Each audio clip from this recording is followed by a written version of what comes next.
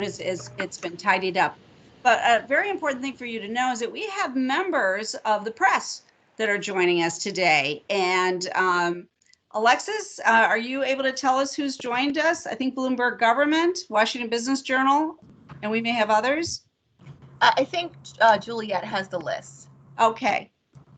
And Juliet will let us know. But the point is I just want you to be aware that we have members of the press with us today. So there you have it. As always, if you've got questions, please put them in our chat box as we go through our presentation today. And now it's my pleasure to also welcome all of our board of directors. We just completed a board meeting, our advisory board of the board, our members, and we have quite a few invited guests with us today. So we're thrilled to have all of you with us today for our board discussion on recovery and what this is going to look like for our economy, our businesses, and frankly, our daily lives. To lead us in this discussion, we are most fortunate to have a nationally and internationally recognized thought leader as our guest speaker. We are thrilled to welcome back Tom Barkin, President and CEO of the Federal Reserve Bank of Richmond. And I see you there, and I'm so happy that you're with us today. But before we introduce our esteemed guest speaker, it's my pleasure to introduce to you our Chamber's chairman of our board, and he's from M&T Bank, Group Vice President, Lowell Yoder. Thank you very much, Gigi. And as you can tell, we're all excited to continue our great series of nationally recognized guest speakers on essential topics that really help our board through thought leadership issues. And you guys have heard me say this probably 100 times, but I'm gonna say it one more time. The whole improvise, adapt, and overcome, right? I think we've been improvising, we've been adapting, and we've been overcoming.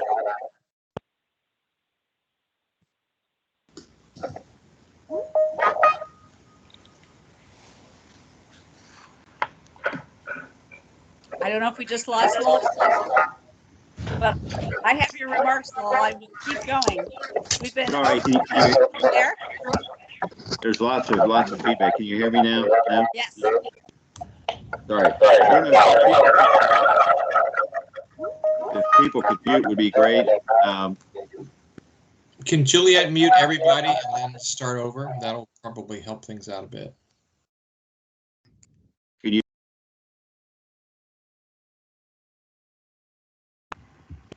Okay, I'm back on. Can everyone hear me? Is that better? Very good. Very good. But before I introduce Tom, because he spoke with us once before and was very, very well received, but I would like just to mention to folks some of our upcoming speakers that we'll be having on Wednesday, April 24th at board meeting. We'll have a panel discussion on the explosive growth of artificial intelligence and how it's impacting all aspects of the business world, and what you need to know in order to adapt, again, adapt word effectively.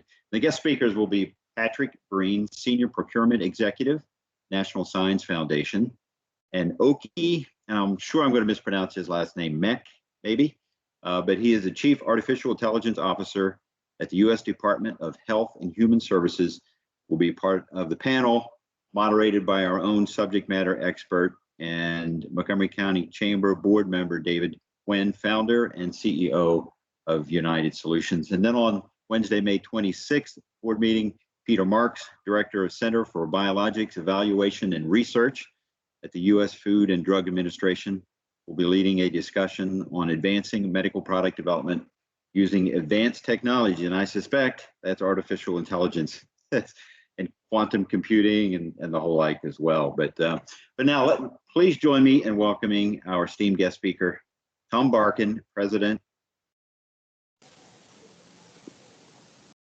I think maybe if people can ask them or do it through the chat, however they'd like to do it.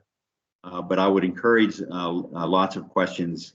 I think we got the guy that can help us think through some of these issues. So Tom, please, and welcome. Thanks, Lowell, and great to be back with you. Everybody's screen has gone dark, which I assume is a network saving thing, but I assume you'll let me know if you can't hear me.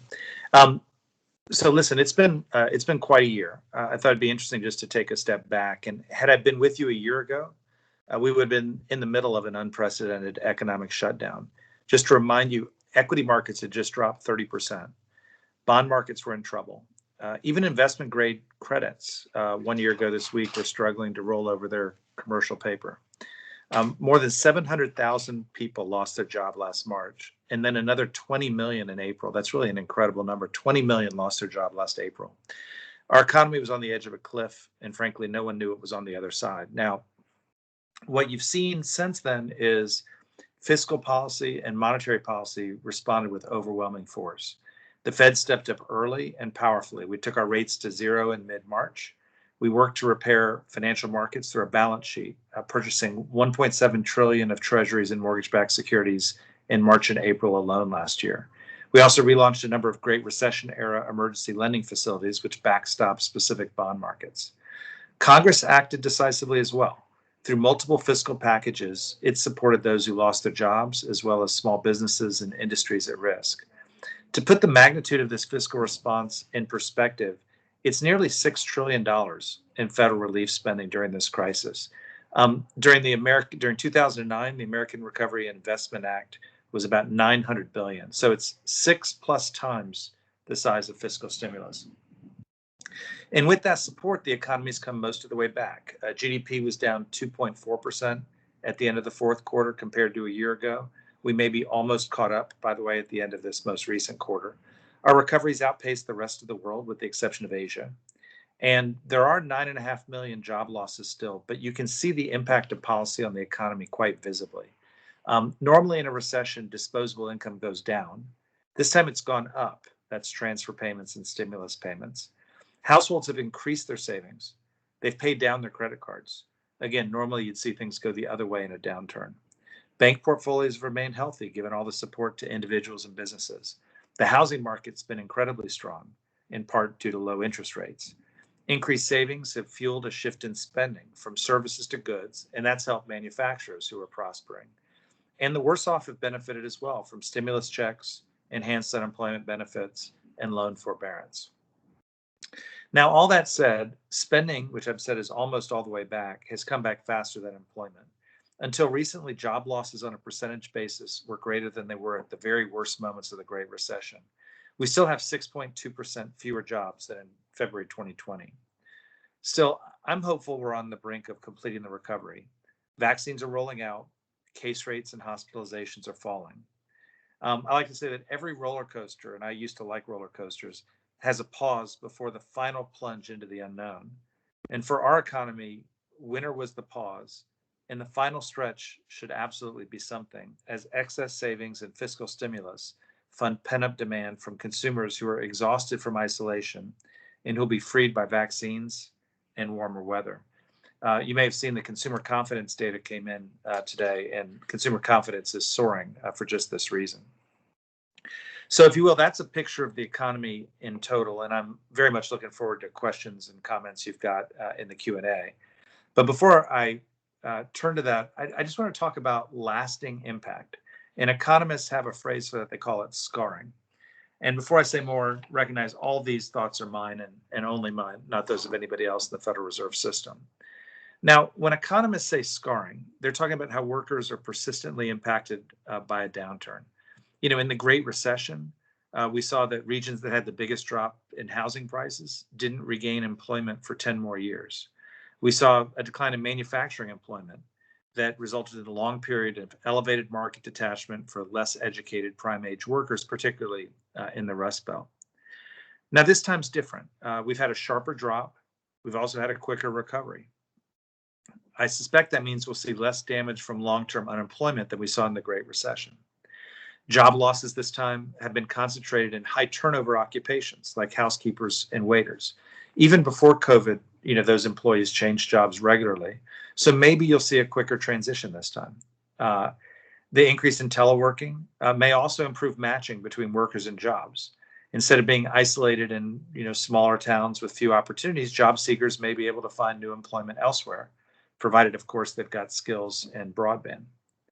So there are positives here, but I think we're still going to see scarring. But I just think the scarring is going to be in different places. So let me outline a few. First is primary caregivers. I mean, school and childcare closures put pressure on parents. This pressure initially fell disproportionately on women. And despite some recovery, labor force participation for parents is still about 6 percentage points below where it was before the pandemic. And if parents who leave the workforce don't return, this would have long-term negative impact on our growth potential. Speaking of schools, another place of scarring is in schools. Now, we face potentially huge losses in human capital from the loss to remote education. The Richmond Feds just launched a 6-part series on that, which you might want to view on our website. We know from decades of research that learning builds on itself, and disruptions to schooling have lifelong consequences. Students outside the suburbs are less likely to have had access to computers and broadband at home, which has greatly impacted their ability to learn remotely. And that's more true in low-income neighborhoods, where they're more likely to suffer persistent negative effects from the shift to remote learning, further widening an education gap that, of course, existed before the pandemic. The pandemic's also accelerated automation, which may boost demand for contactless technology, online retail, telemedicine. So we may see less demand for these low-skill personal contact jobs that today have higher unemployment. Small businesses have been hit hard as well. And if we have fewer small businesses, we risk missing out on the game-changing productivity they often deliver. If you take a broader lens of scarring, we got to recognize the pandemic's placed a unique strain on cities. People who used to work in downtown offices are home. People don't want to get into crowded subways and elevators. Amenities like theaters are closed. Now, history shows us that cities are incredibly resilient, having survived wars and plagues and the like, so they might well recover, but there are already signs of migration from downtowns to surrounding suburbs in the largest cities. And if the shifts continue, what does that mean for the service sector businesses and workers in city centers? And so, of course, we've got risk here in scarring our urban platforms of collaboration and innovation. And then the final part of scarring I'll talk about is our country's finances. I talked positively about the policy response, which has helped support a quicker recovery. But $4 trillion was added to the federal debt last year. While there are no immediate signs of a debt crisis, of course, we should be wary of diminishing our fiscal capacity to respond aggressively to the next crisis. Europe's response to the current crisis has generally been smaller than the United States, and one could argue that's held their economies back. So what could policy do on this? The first and obvious step is getting the virus under control. You're going to have a lot less scarring in a world that's able to return to normal quickly versus one in which we may still be scared to get into an elevator. So that means getting vaccines distributed and safely reopening the economy. I am intrigued with anything that supports workers affected by the crisis. Primary caregivers are a good topic here, whether that's support for childcare or elder care or safely reopening schools. I'd also put on the table support for displaced personal contact workers. States can open up licensing and add instructors for demanding occupations in demand like nursing or commercial trucking. Funding from Pell Grants and state lotteries could be freed for community college certificate programs. I also want to talk a second more about education. Students are going to need extra instruction and tutoring. Schools need the resources to safely teach in person so that parents feel confident allowing their kids to return. And, I should just say that there's never a better time to catch up than this summer. And we had a professor on one of our district dialogues on education who said, if kids are the issue and they're behind in schooling, why wouldn't you enroll them in summer school? And I think that's one way to help prevent a temporary disruption from turning into a permanent scar.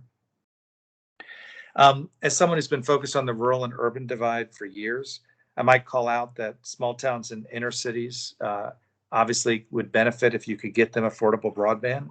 And the case has never been better than it is today. We've made that a research area as well. On the fiscal side, I just think it's important to take our steps to get our fiscal house in order once we get past this crisis so that we have the capacity to limit scarring the next time we have to have a downturn. Like I said, the U.S. has fiscal capacity today, but that's always the case until it isn't. On the Fed side, we're trying to do our best to limit scarring as well through our new long-run policy framework. We've heard from countless people who let us know that the least fortunate benefited the most from the historically strong labor market in 2019. And we've said we hope to continue bringing more people in from the sidelines by maintaining accommodative monetary policy so long as inflation stays moderated. So to close, we're of course going to see scarring from this downturn, as we always do. But I do think we've gotten our control the ability to limit the unique damage of this one, and I hope we will. And now, I don't know whether it's Lowell or Gigi, I'm happy to take questions or comments and input.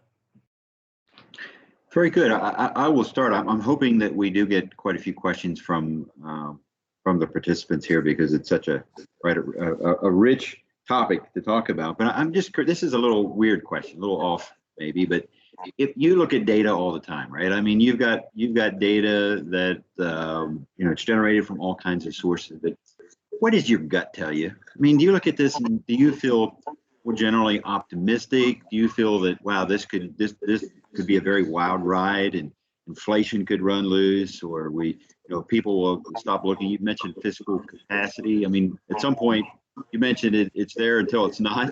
I'd be curious to know what your thoughts are when it's not there. But just your gut. What does your gut tell you? Very bullish on 2021. Like I said, the combination of vaccines, excess saving, pent-up demand, people freed from isolation, warmer weather. I just think we're going to have an extremely strong spring and summer. So that's the first thing. I feel very confident in that.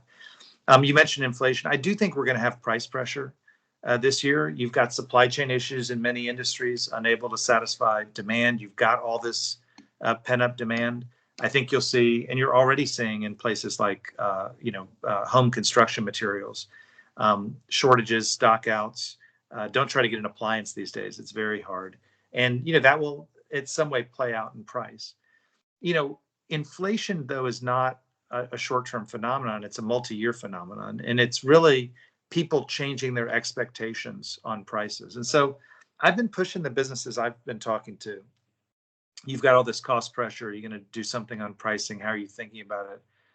And I have to say, as we sit right now, the folks I talk to are still pretty much sanguine, thinking this is a one-time blip, not a longer-term phenomenon. They're hesitant to raise prices to big retailers, think Home Depot or Walmart. They know that their prices are shoppable online, so they're hesitant to get out of line with the market. They've got access to global sourcing and global product and global talent. They don't yet have wage pressure in most places because you've got so many unemployed. So the folks I'm talking to are not telling me that they're seeing that kind of pressure, but that's something you got to watch. If you go into 2022 then, on the positive side, I think there's no way we spend all this excess savings this year. Think about it. I mean, I haven't been on a flight to take a vacation in a long time, so I'm dying to do that. But I've only got so many vacation days, and I clearly need to get a better haircut, but I only need it once a month. And thank you for not saying less than once a month. And so all these things in services just don't set themselves up for excess spending the way the goods did. And so I don't think we'll spend all the excess savings, which means that will support the economy in 22 and 23 and beyond. I think that's probably a good thing. If inflation stays steady, as I suggested, that's a good thing.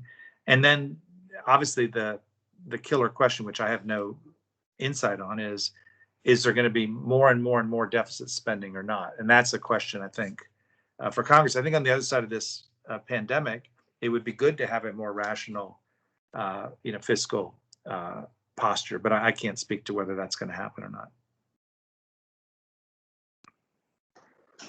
Thank you, Gigi. I'm not sure that on my screen I can see any questions that are popping up. Maybe it's just my screen, but please.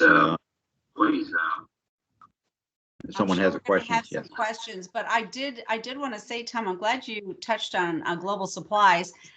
Big news, of course, was the ship that was stuck, and I guess is now unstuck in the Suez Canal. But that was quite sobering to see over 300 huge cargo ships waiting on both ends. I mean, just to get through that space.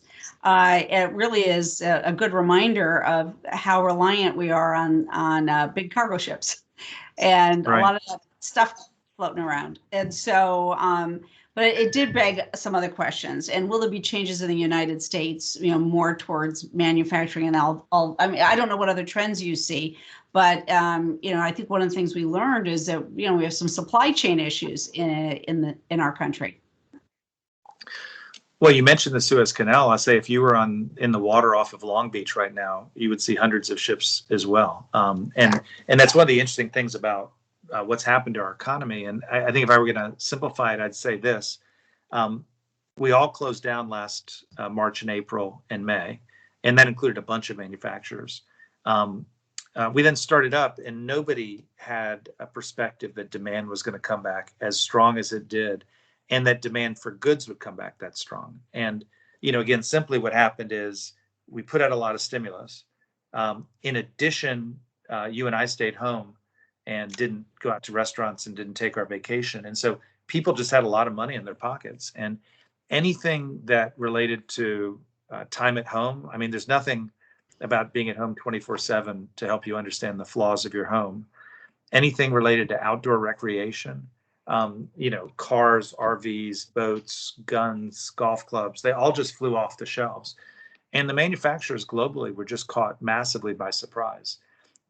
In a pandemic environment, they weren't ready to be really aggressive to scale up production. And so they ran some overtime and tried to catch up. And it's just been a 9 or 10 month process of trying to catch up. And, the way it works in a manufacturing plant is you could start another line. That's a lot of investment. That's a lot of hiring. And that's 9 months down the road. If you think something is a short-term thing, you just run overtime. And these guys have just not caught up. I was with an ATV manufacturer who's talking about how demand is up 30 or 40%, and his manufacturing is up 10%.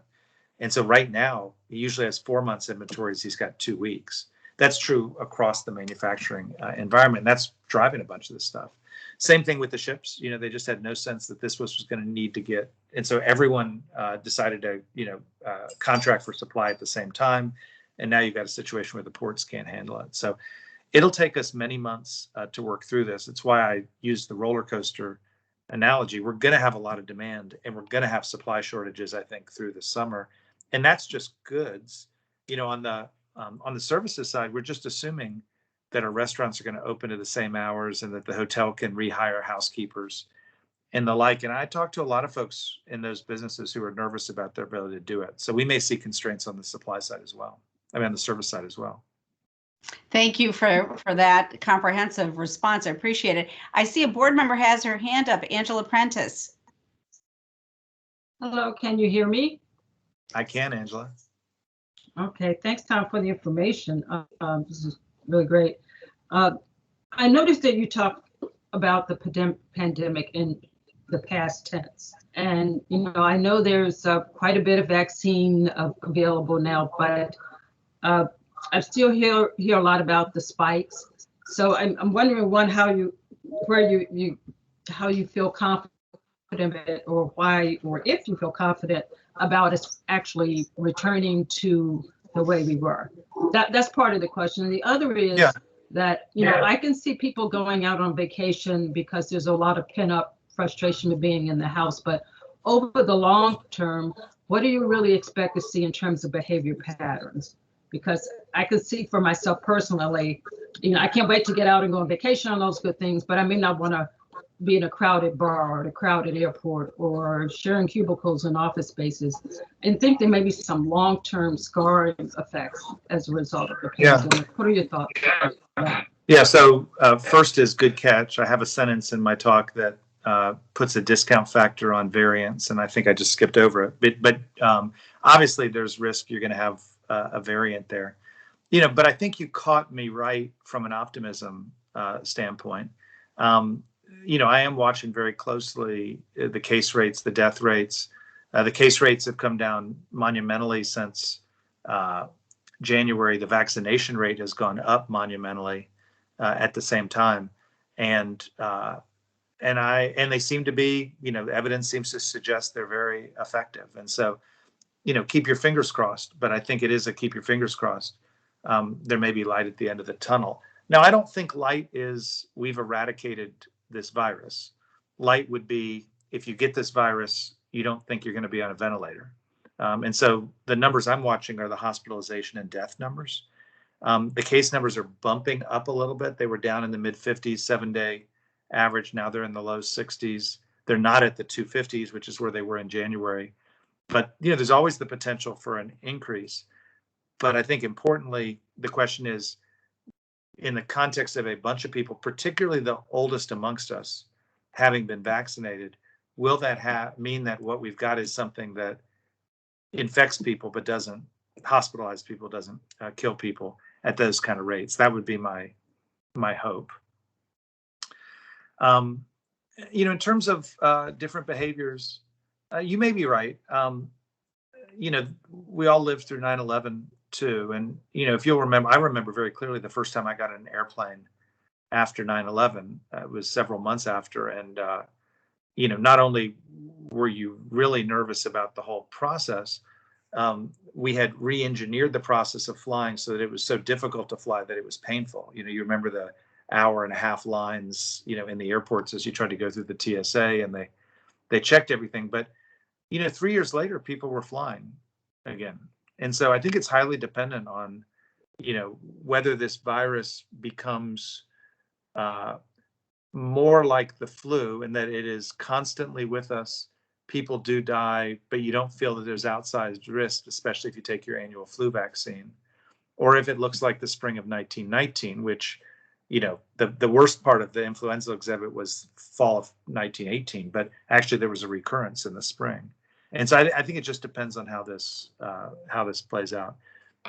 I was talking today to a person in a big testing company, though. I have to say I'm pretty encouraged by the effectiveness of the vaccines we've rolled out and the potential of further innovation to the extent you've got variants. So that does make me more hopeful. So we have a question from Pierre in the chat box. He said, you say that there are 10 million people unemployed, but we are having a real hard time finding manufacturing, blue collar. The stimulus check and unemployment benefits are encouraging people to stay home. Yeah, well, I mean, you're totally right. There are 9.5 million more people unemployed, and people in manufacturing and construction and healthcare and technology can't find workers. So, what's going on there? There are two sets of things going on. Both of them matter. One of them is if you're a primary caregiver and your parent doesn't feel safe in a nursing home, or if your child isn't going to school, or if your childcare isn't open, you're out of the workforce. And that means you're not looking for a job, whether that be manufacturing, technology, healthcare, or, working as a housekeeper. And, rough numbers, that's half the problem. Now, I'm hopeful schools will come back, vaccines will prove effective, and elder care will be a possibility, childcare reopen. There's talk, even in this coming bill, there may be more on childcare, who knows. But getting people back in the workforce really matters. The other part of it is seniors have also, I say seniors, I would count, left the workforce too. 55 and up participation has dropped significantly too. And you can imagine that's health concerns, given this pandemic. So if half those of workers are out of the workforce, that's a problem. The second thing that's going on is we've got a reallocation challenge. So we have a bunch more waiters, waitresses, housekeepers, theme park ticket attendees, movie theater employees who are out of work. They're not trained, as we sit today, for manufacturing or healthcare or construction. They may not be interested either in the type of work or the hours. And so I think one of the issues we're going to have over the next couple of years, I mentioned it in my talk, is can we take the extra retail clerks and waiters and waitresses and convince them, train them, help them move into some of these jobs that are dying for workers? I think that's a very important topic for us. And I don't think it's easy to do, because I think there's some self-selection there. It may be because of your, the time you want to have with your kid, you've decided to work nights. It may be skills and interests. It may be, your perception of what the job's like. It may be location. A lot of the manufacturing jobs are in smaller towns, and a lot of the entertainment and bar and restaurant jobs are in bigger cities. But I think that reallocation challenge is a real problem. And I might add, you might actually be frozen in place. And what do I mean by that? Well, if your hotel's going to reopen in May, maybe you don't feel the need to get a job. And it might be the stimulus payments, as you suggested. It might be the unemployment, though I hear less noise about that now than I did over the summer when it was $600 extra. But it might be either one of those. It might be health concerns, but it might actually be also that your spending's down, so you've been able to tide yourself over. Maybe you're living with your parents, and there's a job right there at the end of the rainbow. In other words, this vaccine may make you think that you can go back to where you were, and you don't have to invest in reskilling or retraining. So I think it's a real challenge for us on the flip side of this. And I hear a lot of manufacturers like you say the same thing. We have some other questions in the chat box I can see, and I see our treasurer asked about what's the thinking about, I mean, obvious question, interest rates. What are you thinking? What's the latest conversation you all are having on that? Yeah, so thanks for inviting the press for that. I'm teasing. I know. Well, Andy Bridge, our wonderful treasurer, asked, so there we go. Gotta get it out there.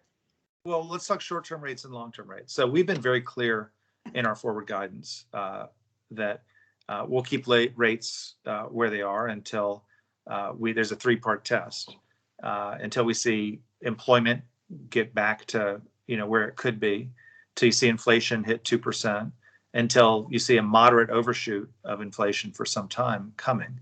And we'll see when that is. I think there's lots of different forecasts, even among the FOMC. If you looked at our last forecast, there was a wide range of forecasts about when that would happen. But we've put it on outcome rather than dates, because we'd rather, at a time where you've got unemployment still quite elevated and inflation still well under our target, it just makes sense to keep it where it is until you start to hit your mandate. So that's the rates. I think longer term rates are hard to predict. I mean, there's been a lot of talk about it over the last several weeks. They've clearly come up in part because of fiscal stimulus. They've clearly come up in part because of progress on the vaccine. So they have an optimism on the economy, and you can see it on days where there's optimistic news. Inflation expectations are firming. They're not yet over our targets, but they've gone from sort of well below our targets to closing in on our targets. So that's another thing that's driving it. On the other hand, our rates are now at a level that is so much higher than the rest of the world that as our rates go up, I think there's a flood of money from around the world that comes in to our bonds, a highly liquid, rule of law, highly high potential economy. And so that sort of keeps it moderated. So I hope you noticed that I talked a while and I didn't actually tell you where rates were going to go. Yep, but I guess I noticed that. So this time I'm going to have one of my board members ask her question, Ann Kademian, who heads our universities at Shady Grove, part of the University System of Maryland. Ann, I see you have your hand up and have a question. Yeah, thank you, Gigi, and thank you, Tom. As always, I so appreciate your comments and your insights. Tom, I'm wondering if you can tell us, there's a lot of changes that we're going to see that are kind of extensions and, kind of growth of, for example, the virtual world and more online shopping and these kinds of things. But where are we seeing the potential for real paradigm shifts? Not, for example, in healthcare, thinking about more of a public health orientation for the way we think about healthcare, or changes in the economy that are more paradigm shifts as opposed to doing the same work differently. I'm wondering if you can tell us if you see these kinds of major paradigm shifts coming as opposed to extensions of the virtual world or extensions of the same work that we're doing but in different ways. Well, let's see.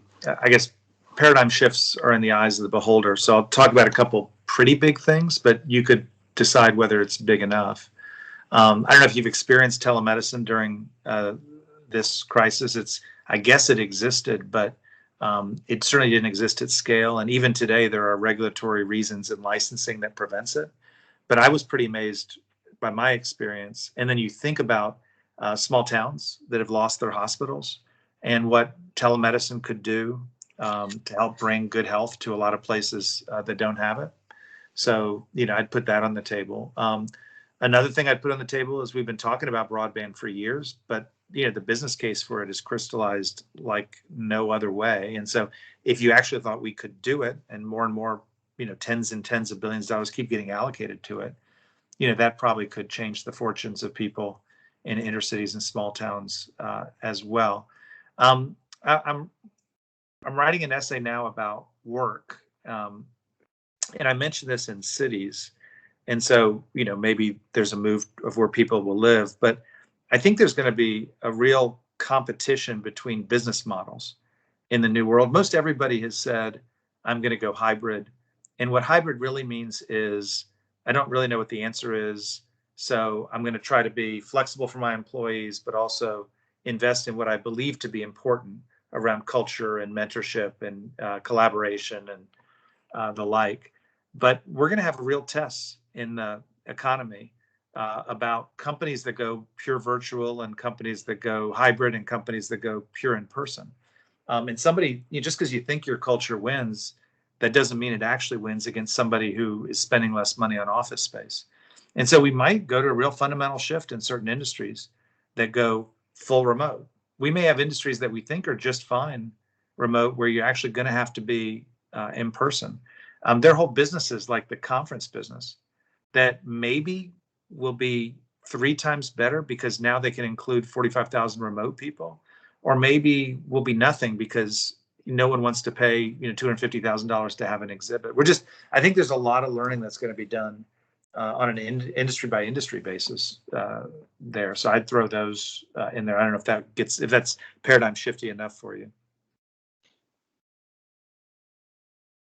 Juliet, I'm not sure I can see the chat box, but I think there's a number of questions in there. Could you maybe Yes. take 1 or 2 of those? Thank you. There's a question here from Cliff. He says, can you speak on the impact of traffic and commercial office space versus employees continuing to work from home? Well, I lived in Boston for 8 years, and every time they built a road, it filled up. So I'm probably a little cynical about the notion that everyone's going to work from home, and so we're just not going to have any traffic. And I certainly know when I go north from Richmond, if you could promise me no traffic, that would be a favor.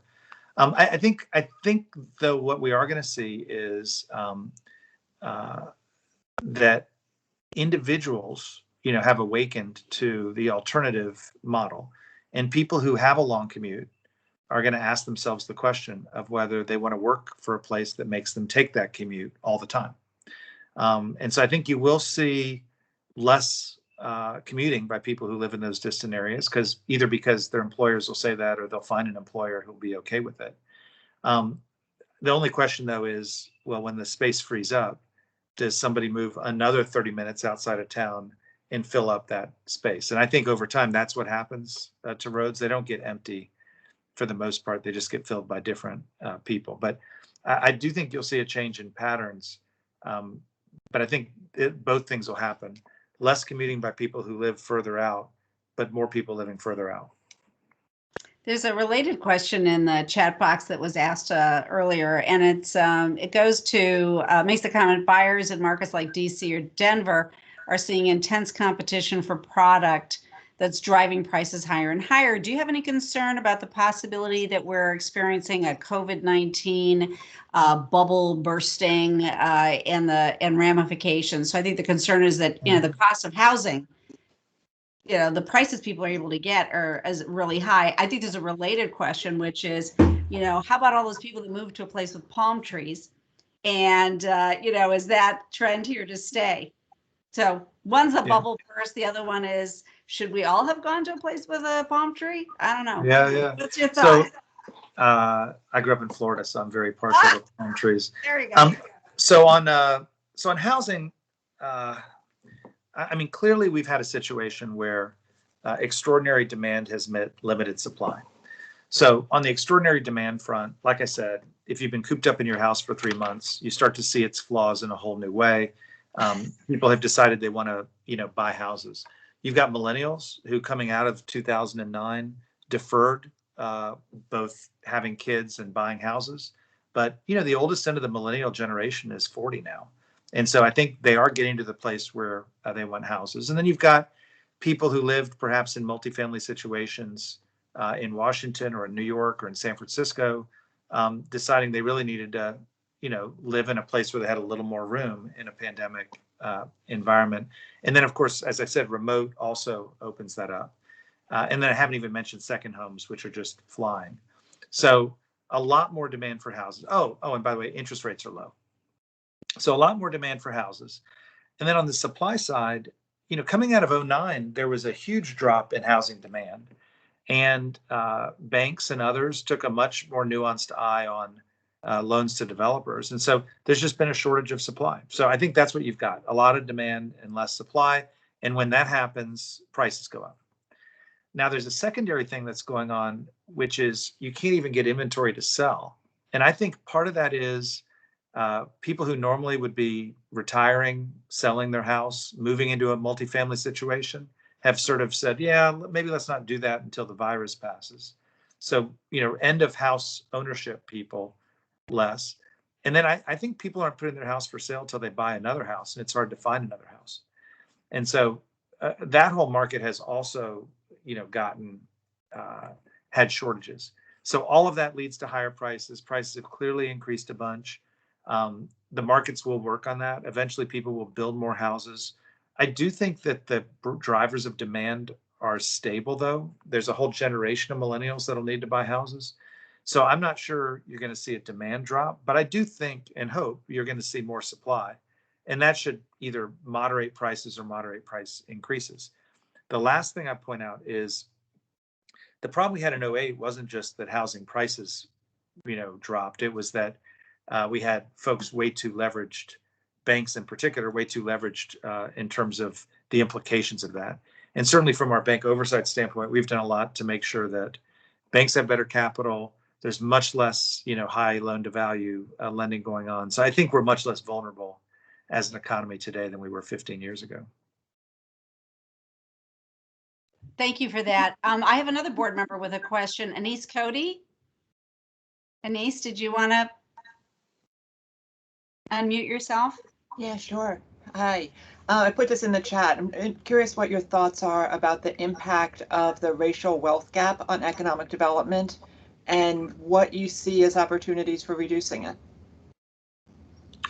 Well, obviously, if you didn't have that wealth gap, and the reason you didn't have the wealth gap was that the people at the bottom went to the top, you'd have a lot more consumption, you'd have a lot more investment, you'd have a lot more talented labor. I mean, a lot of good things would come out of it. So there's absolutely an impact. And a lot of folks are, I'd say, quite productively digging into it in a way that maybe it certainly wasn't integrated before. There's obviously a part of the wealth gap that is education driven, that's income driven, and income is meaningfully driven by education and differences in educational attainment. And so there's clearly a play here that's all about education and getting better life outcomes there. And that starts with pre-K and it goes to K to 12, and it includes very much graduating from college. And life outcomes, Black or white, are much, much, much stronger, whether that be health or wealth or resilience during a downturn, if you've got a BA. So that is clearly a piece to it. I saw something that intrigued me that said a lot of the wealth gap is sort of determined at age 25. And the point they were making there was that there's a piece of that which is education. There's a piece of that which is incarceration.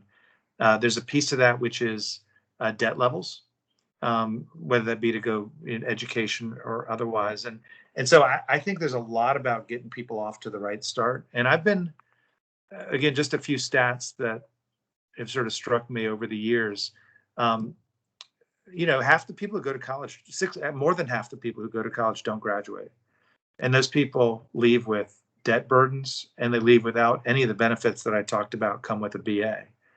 And so thinking about how one, helps people on a whole life basis, make the most out of that investment, that feels like a huge leverage, point. Pre-K, the life outcomes, if you're enrolled in pre-K, are much better. And you've got states like West Virginia that have universal pre-K, and lots of people that don't. So that's another place you could really make a productive investment. Our K-12 system, it's not lost to me that in my district, which is Maryland through South Carolina, they were all those systems were integrated in the late 60s.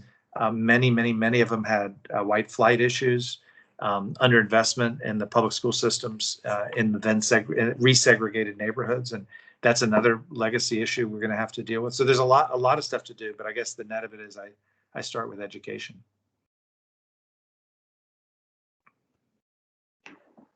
Very good, Tom. I do have a question around, I guess, the national debt, the infrastructure spend that's out there.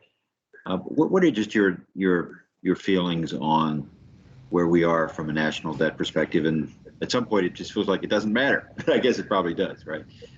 No, I do think it matters. I do think it matters. Just some numbers. Debt as a percent of GDP after World War II was 106%. By 1993, it was 43%. By 2007, it was 38%. Today, it's forecast to be over 100%. And, that's driven by the impact of the Great Recession, followed by, there's somebody who's not on mute, who's, I can hear in the background, followed by, spending after the Great Recession, followed by the tax bill and stimulus in 2018 and 2019, followed by our choice, which I think was a good choice in the context of a unique, one time, it was nobody's fault kind of downturn to try to create a bridge to the other side. Now, there's nothing about 100% of GDP that is unmanageable. We don't have a debt crisis, as I said, right now. But there's some point at which the guys on the other side, don't want to take your bonds. And when that happens, interest rates rise, and that stifles an economy. There's a point at which you can't afford to invest to support ourselves through the next downturn. And, when that happens, you could argue that's what has happened in Europe this time. And so the trick to this is not spending during a downturn. That's what a balance sheet's for. The trick is getting to the other side of the downturn and having a rational fiscal package on the other side. Obviously, you got to get both parties to agree on that, and that hasn't yet happened, but maybe it will. I do take some comfort during the whole Tea Party movement in 2011, I think it was. The Today Show had a episode where there was a Tea Partier, and there was a retiree, and there was a student, and there was a union member, and there was a teacher, and there was a progressive. Yeah, they had one of every segment, and actually the 8 of them balanced the budget in 20 minutes. So I take from that there are things one could do. You just have to do them, and I hope that there will be an effort to do that on the flip side, on the back side of this. But that's obviously above my pay grade. One more question for me, and not just because I'm a banker, but I think given the amount of lending that transactions that are done, especially in corporate business, that are done based on the LIBOR index and to SOFR, and some people, why do I need to care about that? I know that we're right in the forefront of making that huge transition, but maybe you could let people know just from the Fed's perspective, what that's all about. Yeah, so for years and years and years, a lot of loans, particularly business loans, were made based on something called LIBOR, the London Interbank something discount rate. And that seemed like a reasonable thing to do. It was based on sort of how banks were trading with one another. Unfortunately, during the last downturn, people discovered that LIBOR was manipulatable. And so there were some folks who went to jail for manipulating it to take advantage of their customers. And so I think it became clear to everybody globally that LIBOR was no longer a trustworthy instrument. And so we needed to move people off of LIBOR. There was a whole commission that was created to create a different benchmark. It's called the SOFR, the Secured Overnight Funding Rate, which is based on what repo rates are in the market. That market has now been created. And what has to happen is pre-existing contracts that are based on LIBOR need to be moved to SOFR. And so there's been an effort by the Fed and lots of other folks to try to move as many of these contracts as possible onto SOFR. Many folks are doing that. Some are not. Many pre-existing contracts have been repapered to be on SOFR. Some have not. And so, we've just been out publicly saying, and this is by the end of, I think it's 2022, but I may have the year wrong. Everything needs to be on SOFR, so don't let yourself get stuck. You can imagine legal issues on the backside if somebody's rate was based on LIBOR and LIBOR didn't exist anymore. So that's what it's been about. There's been some talk of trying to make this simpler for people by introducing some legislation that would basically mandate if you had low LIBOR, now you have SOFR. I don't know if that'll happen or not. And in the interim, this is mainly a business to business issue, and a bank issue. But if you do have, and we've said, we're going to go through your loan books as your regulators and make sure that you're moving to SOFR, because it's a risk on the other side that you don't want the banks to have. Very good. Thank you. I wanted to make sure that Tom had a chance to comment, if he cares to, on cryptocurrencies, Bitcoin, big topic lately. Do you have any thoughts to share? Yeah, I think Bitcoin is an interesting innovation, and there are people who are investing in it. I think by and large they're investing in it as an alternative asset class that they hope and expect will be a stable source of value in a world where there's concern about valuations in many other asset classes. People see that as potentially a place to put some money, and that's up to them. I don't have anything unique to talk about in terms of those valuations. There's some talk about whether Bitcoin should be used as a central bank digital currency, and that is something I guess I'm sort of supposed to have a point of view on. The thing I've been trying to get my head around, if you're talking about actually using it as a U.S. currency, you might decide in Argentina that Bitcoin's a lot more stable than the Argentinian peso, and I'm not sure I would debate that. But in the U.S., just a reminder that we have a digital currency today. It's called the dollar. I have $40 in my pocket, and I have more than that in the bank.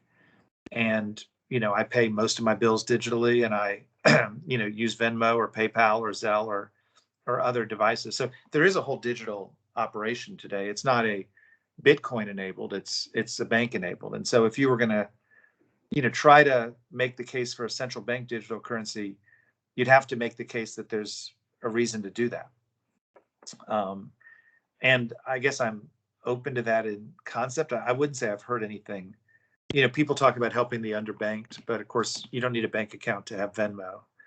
And people talk about international transactions, but there are other ways to solve that inefficiency. So there's probably there's potentially use cases out there that would make it make sense, but I just haven't heard any that convince me yet. Thank you for that. Lowell, Mr. Chairman, other thoughts? Yeah, just one, because I think it's got a little bit of play, right, in the press. The Fed's kind of involvement or perspective in climate change and a threat to financial stability. Just curious, that's kind of a new topic that you wouldn't necessarily look at the Fed to be a player in. I'm just curious what your thoughts are on that. Well, Jay spoke about this a week or two ago, and what he said is what I think, which is, we do have responsibility for monetary policy. There's not a ton in raising or lowering interest rates that is directly related to climate change. We also have responsibility for bank oversight. And to the extent that banks have risks embedded in their portfolio, it's important for us to understand them. And we oversee, cyber risks in a bank would be one example. South Carolina is in my district, so we look at concentration risk if people have oceanfront property as another example, with hurricanes. And if you felt like there was a risk that you'd have, for example, higher hurricane frequency, I think, you'd want to understand the exposure of the banks that you oversee to that kind of risk. So that's how I see it. It's a financial stability risk for banks. It's one of the ones we ought to look at. It's not a unique one. I mentioned cyber, but there are a zillion others that we're trying to ask ourselves, what are the vulnerabilities of the banks we oversee? And I think it's a relatively narrow role on our part, but it seems to me like a sensible one. Very good. I know we're coming up on the hour. I think something just popped up, a question. I'm not sure that I can read the whole thing, but Julia, could you read the question that just popped up? It wasn't a question, it was a comment from Academia. Thank you for terrific presentation and discussion, great insights and analysis. So yes. Very good. Well, I'm happy to take more questions like that if that would be helpful. Yeah, I mean, we're coming up on our hour. I think we might have time for one quick one if anybody has one. If not, we've probably exhausted Tom here with some of these questions. But, yeah, okay. I see no questions. So Tom, again, we really appreciate the time you've taken. You've given us now 2 different sessions and kind of 2 extraordinary time periods, right? Always glad to be with you guys, and hopefully soon in person. Very good. Yes. Yeah. Okay, Gigi, everybody. Yes, thank you. I mean, a big round of applause. And really, the world's changed a lot since the last time we got together, which was really before the pandemic, and we certainly didn't know where we were headed on that. And here we are a year later. So, but we want to please, have the whole board join me in saying thank you to Tom Barkin. You are an amazing presenter and thought leader, and you're very generous with your time and your patience in asking our questions today. And I did want to say again, thank you to our board chair, Lil Yoder, for moderating our discussion today, and thank you to our members and all of our guests that joined us today. And Tom, we hope you and your marvelous team who supported this event. I know Andy Bauer's on the call, and I think other members of your team are as well. I want to say thank you because you were very helpful in getting us to where we are today. And with that, I would say to the board, we look forward to seeing all of you at our next board meeting on Wednesday, April 21st, where we will do a deep dive on artificial intelligence. Everything you ever needed to know or were afraid to ask, we'll be talking about then. But until then, and Tom, I do hope that you will keep that promise to come back and join us again for further discussion. I'd look forward to it. Thanks so much for having me. Great. Thank you. Thank you. Thank you. With that, thanks everybody. Thank you, Gigi. Thank you, everyone. Bye-bye.